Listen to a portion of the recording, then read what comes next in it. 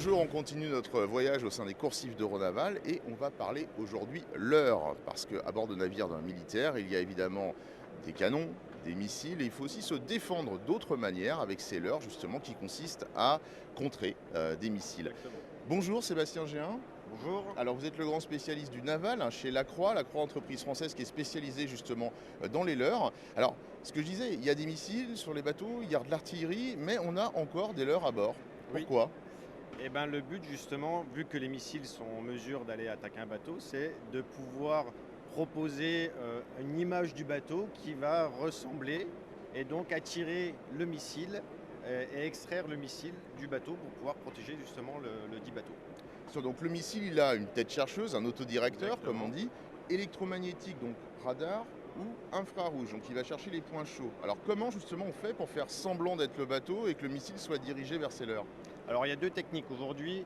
Sur un système de type Mark II, on a des leurres SILEM pour de l'électromagnétique et des leurres SILIR pour de l'infrarouge. Donc les leurres électromagnétiques, ils vont être tirés par salve de 6, de 4 ou de 12 suivant la taille du bateau à protéger. Ça va déployer un octaèdre à proximité du bâtiment. L'octaèdre, lui, va pouvoir réfléchir l'onde qui est émise par le missile, par l'autodirecteur, donc la tête qui va rechercher la signature électromagnétique du bateau, qui va être retransmise du coup et pouvoir simuler le fait qu'il y a un bateau aussi à proximité du bâtiment.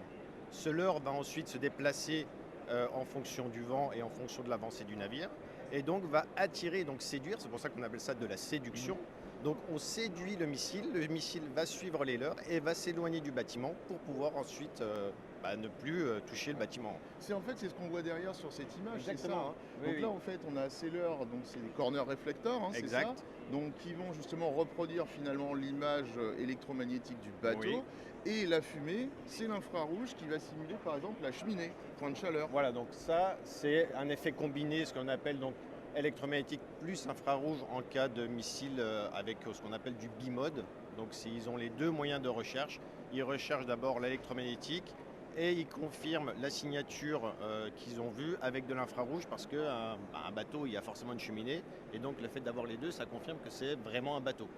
En l'occurrence, là, c'est des leurres, mais c'est bien le but recherché. Et donc l'infrarouge, ça va être des petites choses qui vont brûler, qui vont signer très fortement et qui vont ressembler à une image de cheminée du bateau. Donc on le voit, ça va être déployé, ça va descendre petit à petit, donc simuler l'effet d'une cheminée du bateau.